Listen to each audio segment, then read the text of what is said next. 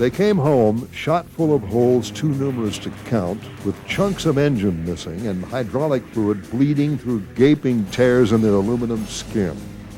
Love them or hate them, nobody's ever questioned the Republic P-47 Thunderbolt's ability to bring a pilot back safely. It absorbed, as I said, a tremendous amount of damage and would still fly. The inline engine wouldn't absorb anything. The radial engine, you know, we had cases of people losing several cylinders and still coming back. They would really take, like I said, really take a beating from being shot up or anything, more than any other aircraft. They were really a tough bird. There was one case when was waiting for takeoff and a plane came in and landed, and it had been hit in the engine, and one piston was flipping up and down in the air, and the other piston was gone, and the plane flew in and landed, and the guy pulled off the runway. He didn't taxi it in, he got out. 47 was a great airplane for that. It absorbed tremendous damage and, you know, would still fly. The group commander took it through a tree. Literally, the aircraft went through, the tree was the loser, and the wings didn't come off, but, you know, he just forgot what he was flying and what altitude he was at and went through a pretty large tree. Lots of damage, structural damage on the wings, but the aircraft came home. I don't think that I know a 51 wouldn't have done it. I don't think a 40 or I don't think a 38 would have done it. So it was that kind of an aircraft. I had dropped my bombs, done my job. I headed home. I get back and I land, and people are running alongside the aircraft pointing it as I taxied. And I lean out and look, and the whole side is covered with oil. And when I got out, I got a hole a foot big in the engine and 2 cylinders missing. But it ran fine. For 2 critical years, the P-47 Thunderbolt served as the backbone of the U.S. Army Air Force's fighter force, battling on every front in every conceivable climate and terrain. The P-47 played a major role in the defeat of the Luftwaffe in the skies of Europe. Yet since the end of World War II, the P-47 has been overshadowed by the fame and glamour of the Lockheed P-38 and North American P-51 Mustang. I think it's comparing a racehorse to a plow horse. The P-47 was I think you could describe it as the bare knuckles brawler.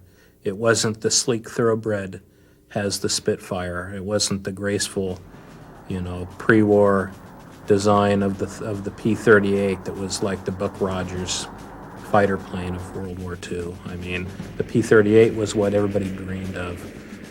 The Thunderbolt, I think, what endeared itself most of all to the pilots was the fact that it had tremendous firepower. It could carry a huge load for ground support, which is exactly what it was best at, I think. And it could take incredible amounts of battle damage. I mean, you've seen pictures of airplanes that have hit trees. They've got cylinders knocked off the engines. The cowling's gone. The wings are canted back. Just the leading edge of the wings are just beat off. The gun barrels are torn from the airplane, and it flies all the way home and brings the pilot back. I think that is the greatest quality of the airplane. By war's end, over 15,600 P-47s had been produced, more than any other American aircraft save the consolidated B-24 Liberator. Even today, the P-47 Thunderbolt inspires intense emotions amongst the pilots assigned to fly it. After sharing the air with a 47, a pilot either came back a devoted convert or appalled that Republic ever designed such a monstrous fighter. When I took my training, I took it at Bradley Field in Connecticut, and there were P-40 pilots that were there, and they didn't fly with you, and all they did was check you out. And they weren't really too enthused with the P-47. So when I went overseas, I did not want to fly the P-47. I wanted to get out of the 38s or 51s. When I got to this base, a P-47 came over there, and he went across that base. He pulled up and did one roll, and we just were in awe, you know. My God, that thing will fly. And I went from 1 inch tall to 10 foot tall. It was a great experience looking back on it, flying the 47. It was a very forgiving aircraft, and the work that we flew it, used it for, was great. But, you know, it's like anything. A driver of a car, airplane drivers are the same way. You fall in love with something, and you don't want to trade. You don't want to get rid of the things. And, you know, we weren't smart enough to know that, well, it's probably going to save your life many more times than the 38 might, because it's not as vulnerable as an inline engine aircraft, whether it's a 40, 51, or 38, but it still was not my first love by any means. The models that I flew were very sluggish and climbing. In fact, I didn't consider it very good until you got to a higher altitude, you know, where your supercharged engine was a big advantage. I think a fighter pilot would probably live longer in a P-47 than any other fighter. It's more rugged by far than any other fighter. And we only had them for a short time. They gave us our P-40s, or we were flying P-40s at the time, all the time that we were transitioning into the 47s, and they just decided to take the P-47s away and let us continue with the P-40s. And I think we were all happy about that. Love or hate the P-47, everyone agreed on one thing. It was the toughest fighter ever built. Practically everyone who flew the Thunderbolt has a story to tell about its legendary durability. They speak of holes hacked out of the wing by light flak that were so big ground crewmen posed with their heads poking through them.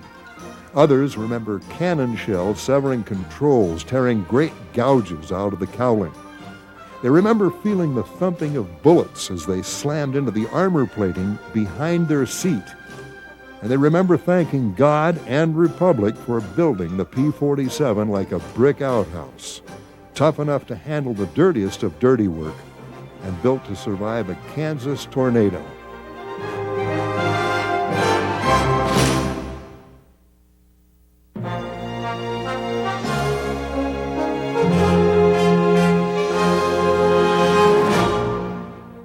The P-47 owes its genesis to a Russian emigre-turned-aircraft designer named Alexander de Seversky.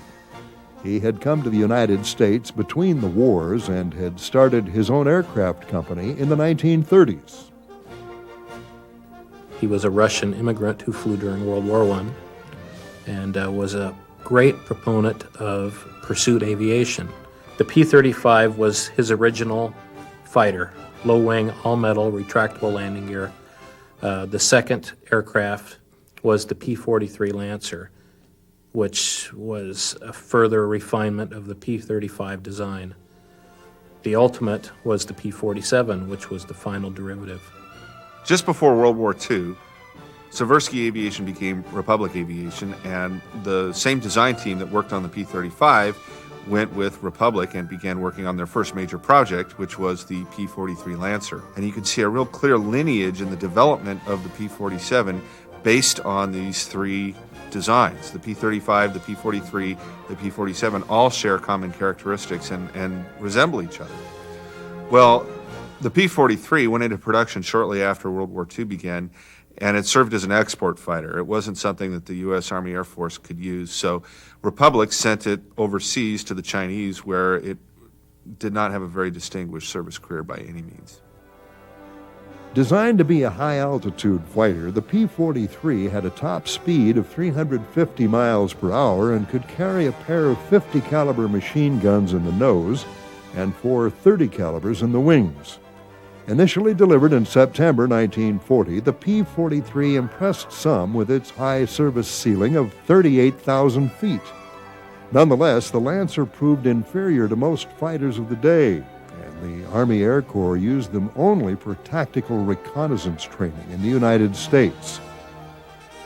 The P-43 was a failed design. There was no way Republic could look at this as anything but a failure. And here they were in the middle of wartime America. They needed to be able to come up with a design that would be effective, not just from a cost standpoint and a contract standpoint, but also they were interested in building a war-winning aircraft. And they chose to go the evolutionary route. So they studied their design. They studied the failure. They examined the reasons why. They got back reports from operational units and decided to progress in a slightly different course. But they did extract some of the better attributes of the P-43, and they applied them to what became the P-47 program. In 1939, the Army Air Force issued a request for a high-altitude fighter that could use the new turbo supercharger that Boeing had developed for the B-17 heavy bomber. Such an installation on a fighter would require the plane to be huge indeed, but that didn't deter Republic. After studying the Army Air Force's requirements, the company's chief designer quipped, "It'll be a dinosaur, but a dinosaur with good proportions." Because of the Army's specifications on this new fighter, Republic chose to design the P-47 around two main features. The first was a brand new engine called the Pratt & Whitney R2800, which was an 18-cylinder radial engine. It was just monstrous, and it provided 2,000 horsepower, which was far more than most any other engine of its day. So it was a very revolutionary engine. The other thing that they needed to design around was the fact that the turbo supercharger took up a lot of space. So the reason why the fuselage for the P-47 is so deep is because of the fact that the engine was so enormous to begin with, and the ductwork and all the accoutrements for the turbo supercharger required a massive amount of space. Dubbed the XP-47B, the new fighter possessed enormous gait.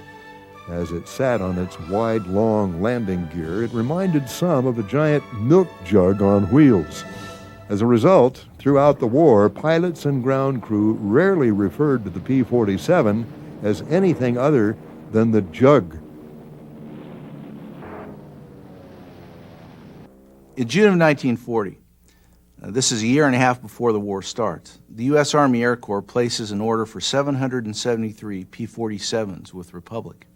And this $56 million contract is really a rich plum for Republic to get. But it represents quite a risk on the part of the Air Corps with the slender resources that are available at the time. Not only was it risky, but it was a leap of faith that Republic could actually deliver. At the same time, the fact that they did this a year before the prototype flew was also symptomatic of a larger problem, which was there were so few combat-capable aircraft, especially fighter designs, being conceived of and built in the United States at the time, that the Air Force had to take the risk. There really wasn't very many other options. Republic's early test flights of the prototype revealed tremendous potential and more than justified the Army's leap of faith. Though it weighed over 5 tons, the XP-47 could reach speeds over 400 miles per hour.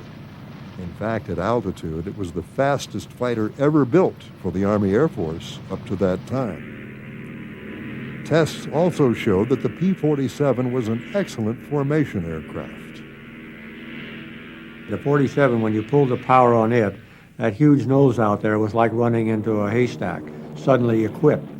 It was easy to fly formation because 38, you'd come in and overrun everybody. That's the first thing that we all learned when we had inline engine.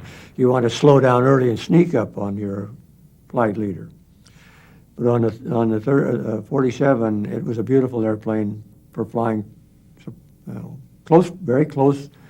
We trapped our flight leader one time. 2 of us coming up the Irrawaddy River ran into the overlapping wings. And he would go like this, but you wouldn't dare do that in an aircraft that wouldn't stop or start as quickly as a 47. In close formation, you're leading on, 3 guys are flying on another guy. They're not taking their eyes off of him. They're flying on him all the time. They're looking at him all the time, especially if you get into clouds. If you fly in the clouds, you got to be in tight formation, otherwise you can run into one another. And you have a mission. We had a mission one time, I think it was a 5-hour mission. We were probably 4 hours in the clouds. and 2 flights finished the mission. The guy was leading the group on my flight. The rest of them went home, got in trouble and went home. The first production Thunderbolts rolled off Republic's assembly lines in early 1942. That spring, the Army Air Force decided that the 56th Fighter Group would be the inaugural P-47 outfit in the service. It was a historic decision that laid the foundation for one of the greatest legacies in Air Force history. With its P-47 Thunderbolts, the 56th Fighter Group would, by war's end, become one of the highest-scoring outfits in history. With dozens of aces in its ranks, the 56th became better known as the Wolf Pack.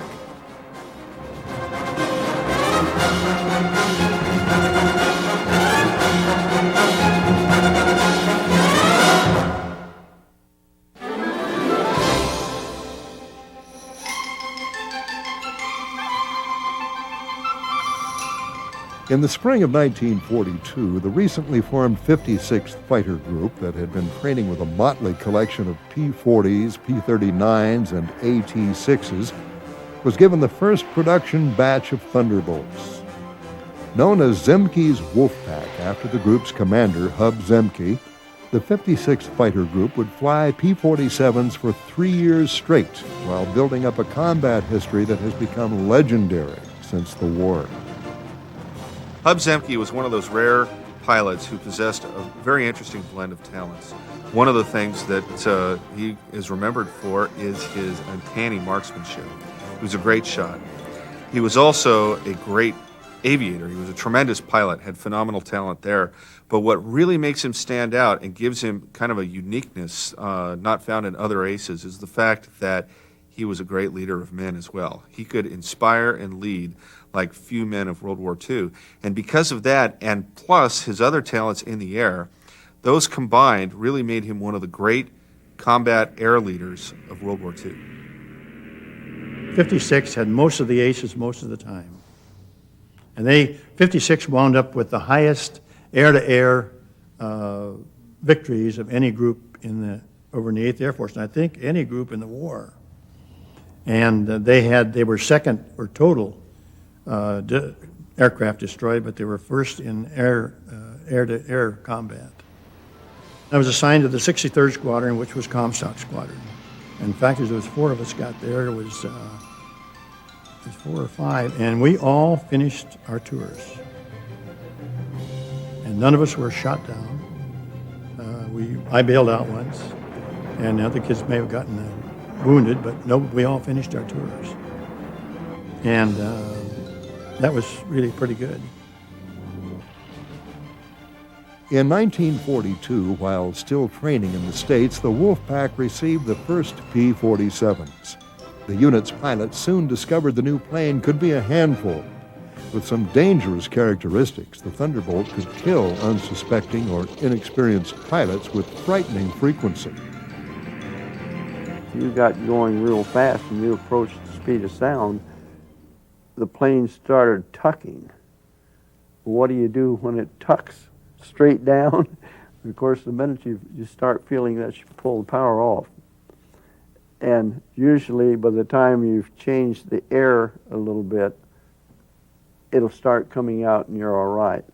I don't know of anyone, there were a couple cases where people did not get the power off fast enough and they went right straight into the ground. The 56th Fighter Group suffered many accidents in the course of working up with the P-47 in 1942. The reason for these accidents are pretty varied, but basically the bottom line was this. The pilots who were flying this new airplane were used to T-6s and BT-13s, fairly benign aircraft, and the P-47 represented a new level of power and performance that they really were frankly ill-equipped to deal with. So it was a tricky plane to fly. By the time they went to Europe, they had lost over a dozen pilots in training, which represents about 10% of the group dying before they even got into combat. The pilots had to learn that size didn't matter. The P-47 was simply huge. weighing in at over 13,500 pounds when loaded. With a wingspan of 40 feet, a length of 36 feet, and sitting 15 feet off the ground, the P-47 towered over the spindly-legged P-39s and sleek P-40s the 56th had been flying. The P-47 was probably, what was the heaviest fighter that they built. It weighed 14,000 pounds loaded when you were going to take off on combat. Despite its size, at high altitude, the men of the 56th discovered their new fighter could outperform every other American aircraft, Army, Air Force, or Navy of its day.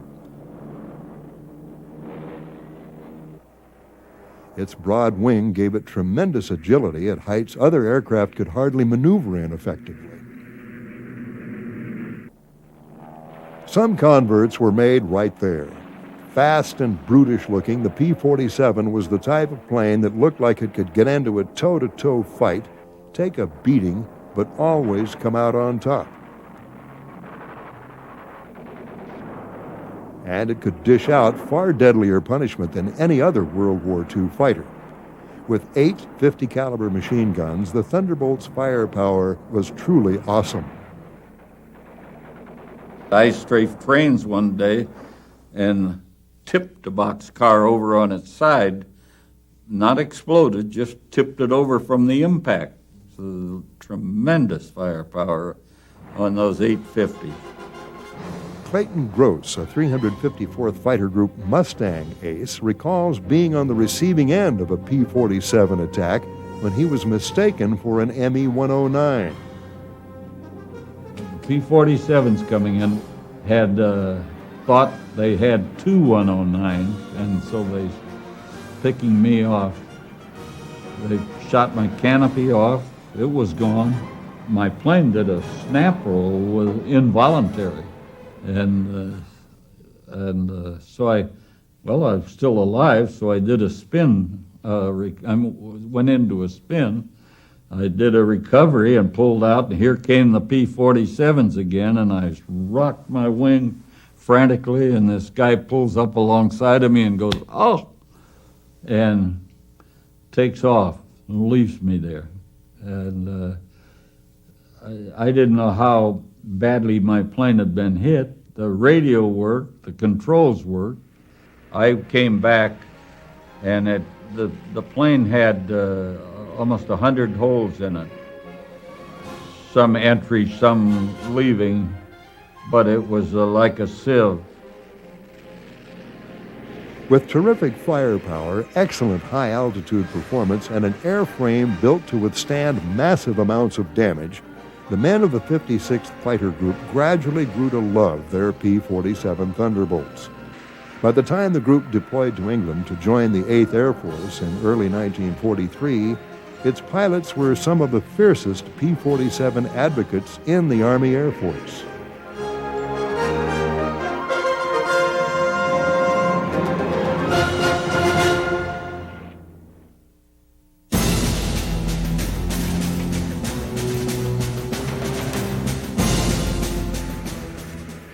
When the 56th Fighter Group reached England in January of 1943, its pilots were dismayed to learn that they weren't going to be the first P-47 unit into combat after all.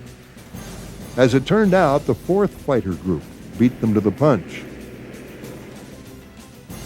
Formed from the famous Eagle Squadron the previous year, the 4th Fighter Group converted to Thunderbolts just a few days before the 56th arrived in England. And here, the love-hate relationship that characterized a pilot's relationship with the P-47 began. The men of Don Blakesley's 4th Fighter Group had been used to light and nimble Spitfires. None of them wanted to part with their Spits, especially not for something as huge and ungainly as the Thunderbolt. As much as the 56th Fighter Group loved their P-47s, the 4th despised theirs. The first combat missions flown by P-47s took place in the spring of 1943. The 8th Air Force had several Thunderbolt groups by then, and the units began flying sweeps over France to get acquainted with air combat. These early P-47 operations in the fighter sweeps over France were plagued by several difficulties. First of all, this was a new aircraft. It had its fair share of mechanical problems that had to be worked out. Secondly, the American pilots were simply green and inexperienced at this point in the war. And lastly, and probably most significantly, they were up against some of the best German fighter pilots at the time, and therefore some of the best in the world. And they were flying FW-190As and Messerschmitt 109Gs, some of the best fighter aircraft in the world at the time. Then on April 15th, tax day, Uncle Sam finally received payback for all the money invested in the P-47. A squadron from the 4th Fighter Group, while on patrol over France, caught 2 FW-190s in the air and shot them both down. But those would be the only victories the Thunderbolt would have for quite some time. In its first 2 months of combat operations, the 3 P-47 groups flew 2,279 sorties, resulting in 10 German planes claimed as destroyed. In return, 18 47s had been lost, both to enemy fire and by catastrophic engine failure. And the 56th, which had been the biggest supporter of the Thunderbolt, had yet to get its first victory. Finally, on June 12, 1943, the 56th Fighter Group shot down its first plane, an FW-190. That seemed to break the group's bad luck, for on the 13th, pilots from the 56th surprised a formation of FW-190s and blasted 3 of them from the sky without a loss. From then on, the 56th went on a rampage, more than earning the nickname the Wolf Pack. I had a 109, got a 109 I think in December. We'd chased him from altitude on down, and we were really moving going down. And so I just stayed with him, and then he went into the clouds, so I pulled back up because I knew I'd overrun him. And sure, up there he came out of the clouds, and I went back down on him again and got on him and hit him right in the right wing, and he started smoking and went on crashed into the trees. So I don't know whether I killed the pilot. I didn't see a shoot. The 190 I got, the guy bailed out. And the Hinkle 111, I don't know I don't think anybody bailed out of that. I didn't see anybody. I think we'd been escorting, and then if we had a little bit of gas, we might go down and see if we could find up a target of opportunity. And we ran across these guys, about 20 of them. We tangled with them, and we got 15. And one guy chased one guy, but he couldn't catch him. And we were on the deck, working on the deck, and I think we could outfly him on the deck. He couldn't get away from me. I could turn in and keep right with him, and so I just had him going, and he finally decided it better get out than to get shot down. Toward the end of the summer of 1943, the P-47C was gradually replaced by the D model. Initially, little distinguished the two versions. Prior to the fall of 1943, the P-47, including the D version, had really not proven itself to be effective as an escort fighter for the 8th Air Force. And the major problem was that they had this fuel-guzzling engine, and it limited their range so that they were unable to provide cover for the bombers into the main targets inside Germany. And this problem really isn't resolved until the P-47 D-15 model arrives in England.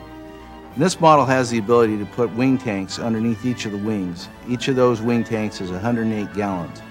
And that gives the P-47 D-15 the extra range it needs to begin to be effective as an escort fighter for the heavy bomber force. The Thunderbolt now had almost twice the amount of fuel of earlier versions. P-47s soon appeared over Germany, within 150 miles of Berlin, wreaking havoc wherever they went. By the spring of 1944, the Thunderbolt had come into its own as a high-altitude escort fighter. Yet just as it reached its zenith, it was eclipsed by the longer-legged P-51 Mustang.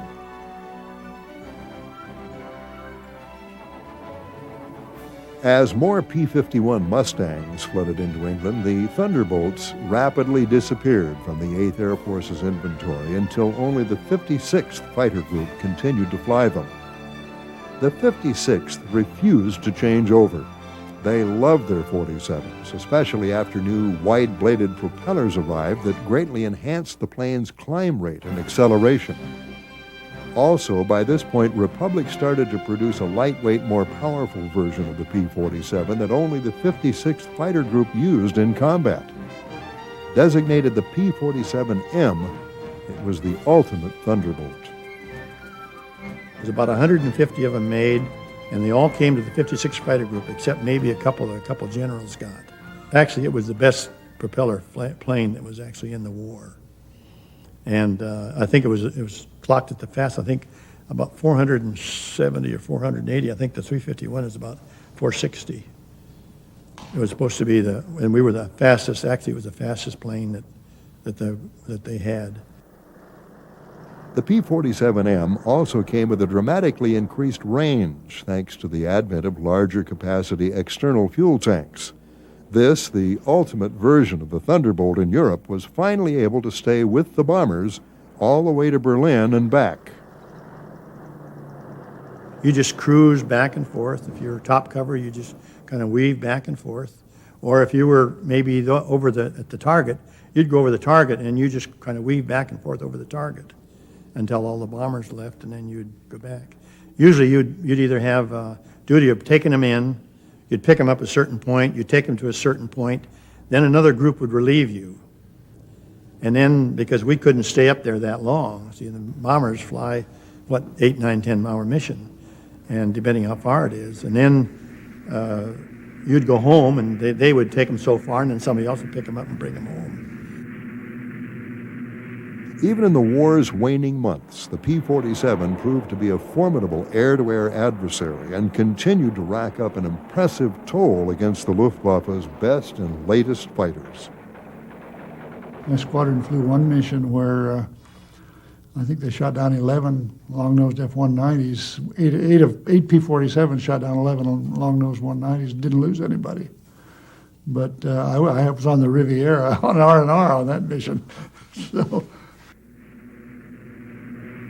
By war's end, the 56th Fighter Group had become the top-scoring 8th Air Force unit in air-to-air victories. While the group lost 128 P-47s in combat, its pilots shot down 674 German planes and destroyed another 300 on the ground.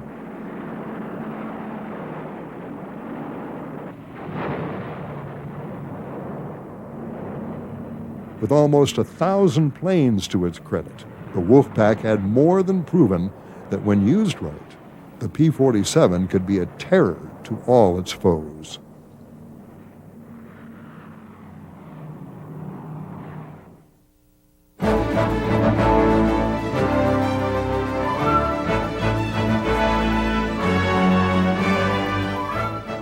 Throughout 1944, as its long-range escort role diminished, the 9th Air Force adopted the P-47 for a new role, ground attack.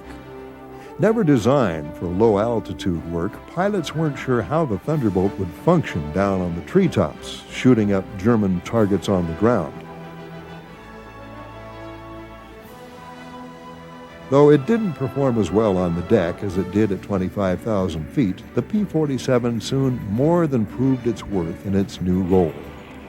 In fact, by war's end, it had compiled a record so remarkable that it easily became the best American fighter bomber of the war. Among its many contributions was as the premier American ground support machine. This was the close air support fighter par excellence in the Normandy campaign. In fact, Saving Private Ryan, I thought was an excellent movie, but at the end where the tank busters arrive and save the day, they're P-51 Mustangs. It would have been, I think, more accurate and more representative of what actually happened to have those be P-47 Thunderbolts doing the ground support mission.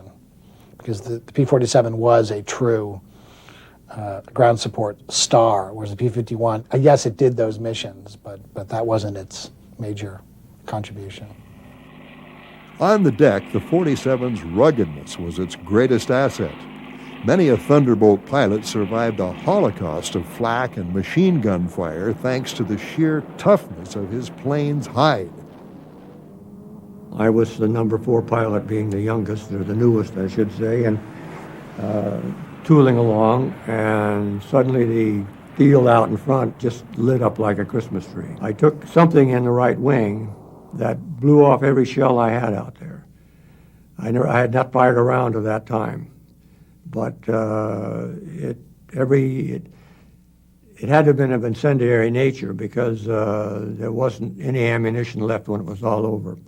It blew the gun tray lid on the 4 guns out in the right wing up about that high. And, of course, holes all over the thing. Headed for home, decided the damn thing was flying and I would stay with it. Let down then, probably about 20, 30 miles from home, put the wheels down way out. Everything worked fine, except that the stall speed was all screwed up. Landed. I don't know whether that burned the brakes out or not, I really didn't care. They class 2060 airplane anyway. We didn't have repairs for them, and with that wing the way it was, I guess I was forever thankful that the darn gear went down.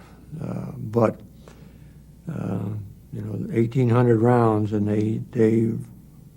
you could see visible flame in there from whatever hit it, set it off, or set the ammunition off, and that was, be real proud, even though he didn't like the 47, having come from 38s, but it absorbed tremendous damage. As far as I was concerned, it was a testimony to the manufacturing talent of the Republic. The Thunderbolt's powerful engine could drag aloft a dizzying array of bombs and rockets, making it amazingly versatile in the fighter-bomber role. We had 2 500-pound bombs, and then normally we carried a fragmentation bomb on the belly, 260-pound frag bomb, which was an anti-personnel bomb. Carried a wide variety of bombs and what have you. We carried 2 500-pound bombs. We carried napalm. We carried 1,000-pound straight GPs. We carried 1,000-pound.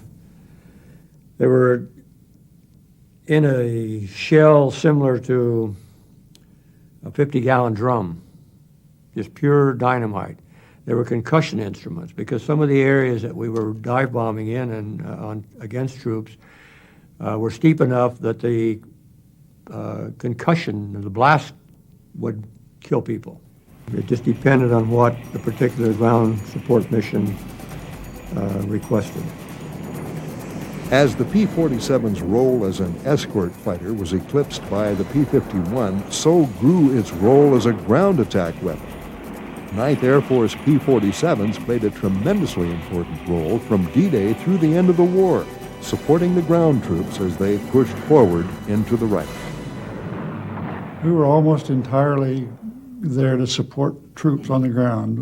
In my case, we were in what we call 29th TAC. The 9th Air Force is organized into 3 tactical air forces, 9th, 19th, and 29th. And 9th was on the south end, 19th was in the middle, and 29th was on the north end of the U.S. forces as we were going across France and Germany. And so we supported the troops that were in 9th Army. From their aerial perches, Thunderbolt pilots searched out any targets of opportunity. We would go out and they'd say armed reconnaissance. And what that meant essentially was if you see anything moving, go shoot, go hit it. Because by that time in the war, the Germans, there were no civilian vehicles moving in Germany. They were all related to the military in some way. Even the horse-drawn and all that was usually carrying ammunition or food or something for the troops. And anything from a single staff car to a convoy of trucks would be a target if it was moving and we were there. Sometimes, while strafing one target, another presented itself. I can recall a mission where we were strafing, there were about 4 or 5 large trucks. They weren't semis, they were big vans on a truck chassis, and just going down the road in convoy, and we were strafing those, and they were coming to an intersection, a 90-degree intersection in the road, And in one corner of that was the woods. And as my flight commander was pulling off the target, he just happened to look down the woods and said, "Hey, that woods is full of airplanes." So next time around, he made a pass on the woods, strafing. And we hadn't had a shot fired at us till then, and then the whole sky lit up. And he got 104 or 5 holes in the squadron commander's airplane in the process. Lost a cylinder off his engine, and lost his radio. I was flying his wing, and he hollered at us, "Don't come in," and none of the rest of us did, so he's the only one that got hit. But he got it home with 104 holes in the airplane and 1 cylinder missing off the engine and so on. And the next day they went back out and bombed the airfield itself and knocked it out. Tanks were prime targets for the roving bands of Thunderbolt pilots. During the Battle of the Bulge, the P-47 squadrons helped blunt the German attack on those few days when the weather cleared enough to get planes aloft. Our target ended up being a row of, I think it was 5, might have been 6 Tiger tanks that were parked in an open field with snow on the ground. So they were very visible, parked in an open field. And I think probably because of the fuel situation, the Germans had no fuel. They were out of fuel. And they had parked them there and lined them up and were using them as artillery. But those were our targets. And it's a kind of a story in my group, or in my squadron. I just saw the guy yesterday. Dropped a 500-pound bomb right down the open hatch of a Tiger tank. It just happened to go right in the hatch.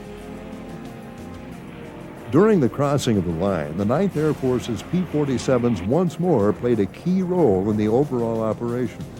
Thousands of Allied aircraft poured over the Reich's western frontier, suppressing flak batteries, wiping out tanks, trucks, and infantry units with ghastly effectiveness.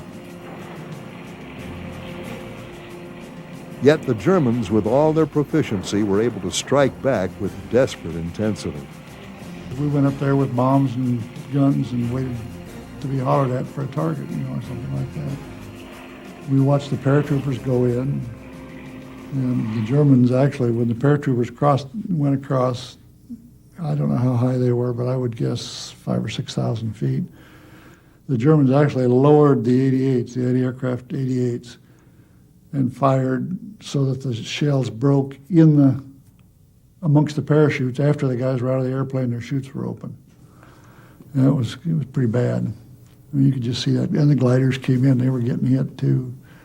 But, and while we were doing that, waiting for a target to be called, we had a squadron of British Lancasters come overhead and open their bomb bay doors and start dropping bombs just almost through our formation. There was a lot going on. It wasn't all coordinated as well as it could have been. Nobody got hit or hurt, so we were okay. By war's end, Thunderbolt units had destroyed more targets than any other British or American fighter bomber. Tens of thousands of trucks, hundreds of tanks, thousands of aircraft, troops, and tons of supplies went up in flames as a result of marauding P-47 attacks. No other aircraft packed as devastating a punch, and nothing in the air could take the amount of ground fire and get its pilot home as could the beloved P-47 Thunderbolt.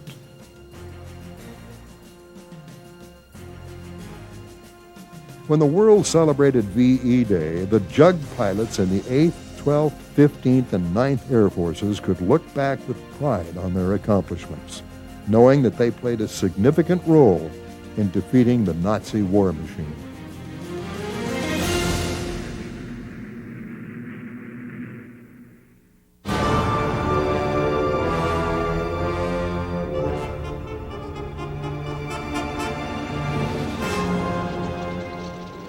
While the P-47 played an integral role in the war in Europe, Thunderbolts had less success in the Pacific theater until very late in the war.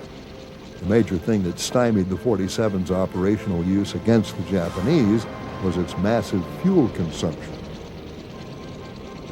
What really shook us up when we were getting P-47s in New Guinea was the way that thing consumed gasoline. Fuel consumption was enormous, compared to a P-40. The P-47 represented a lot of challenges to the guys in the 5th Air Force, one of which was the fact that it consumed fuel at such a rapid rate. But when the 348th Fighter Group arrived in the Southwest Pacific, its commanding officer, Neil Kirby, became one of the advocates for the Thunderbolt. And he went all over to different fighter units in the 5th Air Force to try to convince, he was almost evangelical about it, to try to convince the other fighter leaders that this was a terrific aircraft type. He was met by stiff resistance, but eventually there were several Thunderbolt groups that were deployed into the Southwest Pacific, and they gradually figured out ways to work around the fuel consumption issues. Half a world away, Claire Chennault's 14th Air Force in China was offered the P-47. Chennault, with his crippling fuel shortage, was not impressed. They took the 47, they ferried them across to China. And when Chennault found out the kind of fuel consumption the 47 had, he kicked them out of there in one big hurry. Just couldn't afford that kind of a drain on his limited fuel supplies. Though the P-47 never saw widespread use in China, it turned out to be an excellent fighter bomber for Burma.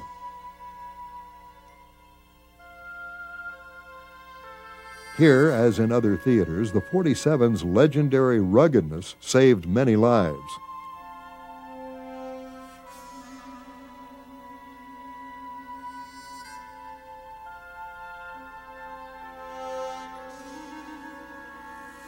Meanwhile, as the front moved closer to Japan in the Central Pacific, the P-47 squadrons of the 7th Air Force were in the vanguard of the advance.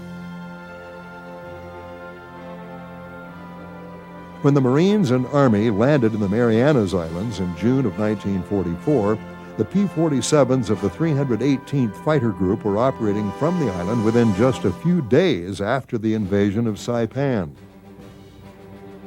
Getting to Saipan, however, proved to be a great challenge.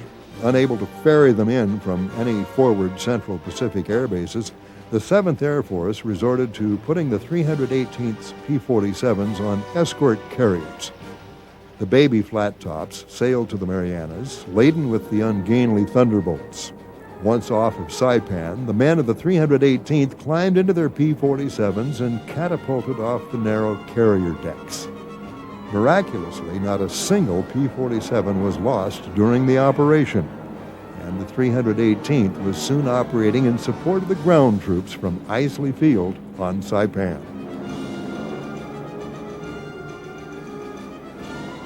It was the only time in history where Thunderbolts were launched from aircraft carriers, and it had been a rousing success. At war's end, the 7th, 13th, and 5th Air Force's P-47 groups were being marshaled around Ishima and Okinawa in preparation for the invasion of Japan. Flying ground attack, combat air patrol, and long-range escort missions right up to the Japanese surrender, the Pacific Thunderbolts gave a solid, if unspectacular, account of themselves. In one of the last great Thunderbolt fights, the 318th Fighter Group managed to shoot down 34 kamikazes off Okinawa in a running 4-hour battle.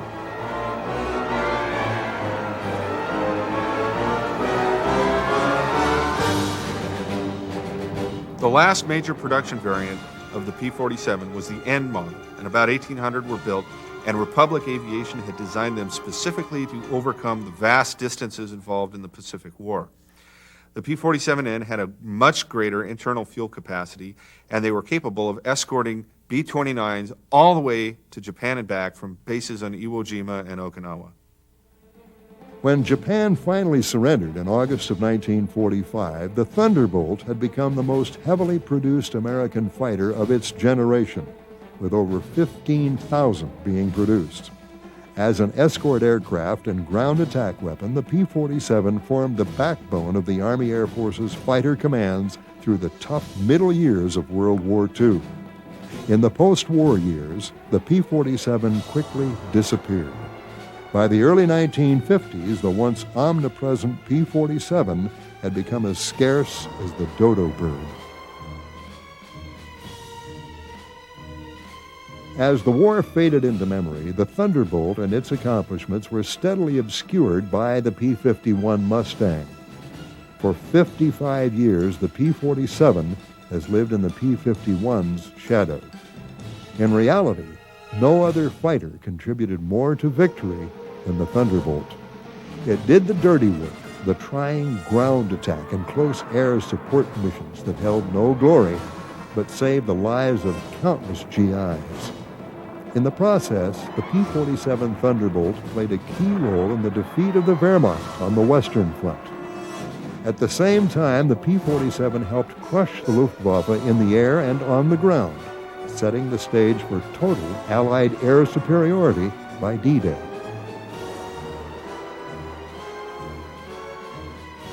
A workhorse, loved by some, despised by others, the P-47 ranks as one of the greatest aerial weapons of World War II.